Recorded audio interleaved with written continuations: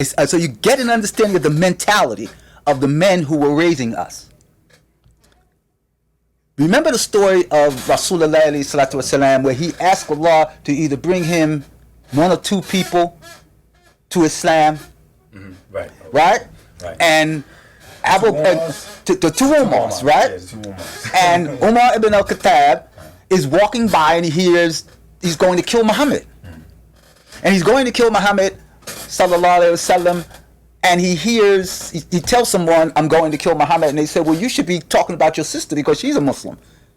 And he goes to his sister's Muslim, and he smacks her around, and smacks her husband around, etc. He's mad because he ain't into this Islam. Right. But he hears the life-giving words of Allah, the affirming words of Allah, and it touches his heart, because only Allah can touch the heart. When Malcolm was around and I was a kid, he was fiery against what was called Orthodox Muslims. Now, I'm using that word for a reason. He was fiery against Orthodox Muslims. Like, you think you know something we don't know. You think your Islam is better than our Islam. That kind of cat. Right?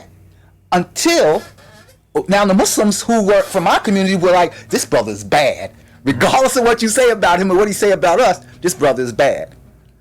So the question then becomes, how do we move this brother? Can we reach this brother? So there were a lot of overtures toward him to try to get him to just read, just try to understand, just etc. And Allah brought him of all people, to what is commonly referred to as Sunni Islam. Now I bring that up because Sunni is equated with Orthodox. The reason why I was so fired up over this is because I saw a black news network, and there were 4 Muslims on it. The Muslim host was supposed to be Mark Lamont Hill, and then there were 3 other Muslims. Well, I won't shout their name out. You can go Google it and find it out. I'm trying to make names. I don't want them to start sending or whatever, because we talked about somebody bad. But what they were doing was trying to get the people to at least put out into the world that Malcolm got his understanding of Islam by virtue of the fact that he was a member of the Nation of Islam. Oh, and see, I had to shut somebody down because, the thing is when you talk to the ignorant, like I said, the pressers love ignorance. And when you talk to the ignorant, the people that wasn't a part of that movement, right? You can put anything out there. There was this guy, I had to shut him down. He's giving the real history. Elijah Muhammad's Nation of Islam ended in 1975 when he passed it to his son. Elijah Muhammad knew that his son had been practicing full Islam for over 10 years. So he knew the direction that his son was going to take it. And he passed it to his son. His son took it to Sunni Islam. So then Farrakhan started what I call Nation of Islam, NOI 2. Because NOI 1 ended and went into full Islam. Right. You see? And Elijah Muhammad knew what was happening. He knew his son was taking it. Right. Then Farrakhan, 2 years later, started up Nation of Islam. Right. But didn't let the common man know that, no, this is not Nation of Islam from Elijah Muhammad's.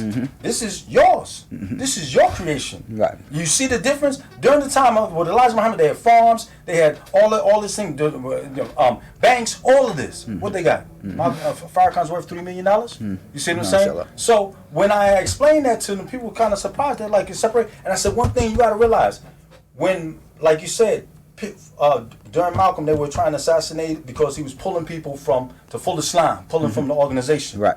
And if Elijah gave a command, the people did it. If Elijah said something, the people did it.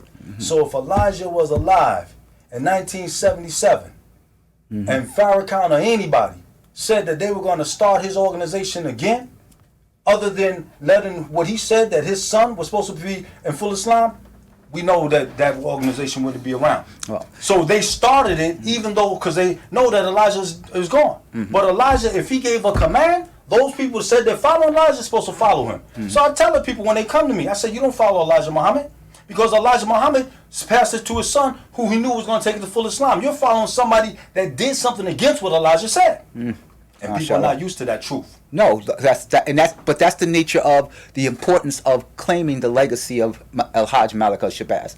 When the story is told of his progression and his growth, the idea is that he comes back and he says, he's been on all sides of this planet. Right. He's like the prototypical black man. Right. He was born in Jim Crow. He was born into the slave mentality. He was born into violence against yourself. He was born into criminality. He was born into American hatred. He was born into white supremacy. He was born into all these things, and he fought his way through. And where did he come out at? He come out at La ilaha illallah wa Muhammad Rasulullah sallallahu alaihi wasallam, and he comes back and he tells the world, if the white man in America could find Islam, then we might be able to deal with him.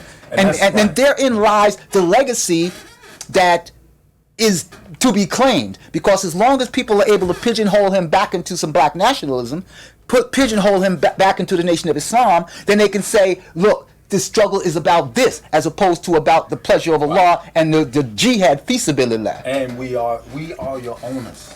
Right. We run you. We run you. See? Okay. Because we control that black-white thing. That's right. You know, we on top. We running you. That's right. You see, so as long as, and we gonna do this and we gonna do that. Right.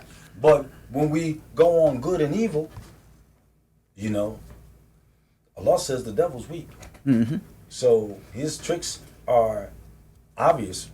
It's in the book of the Quran. It's in the books of the Torah. It's in the Injil, or the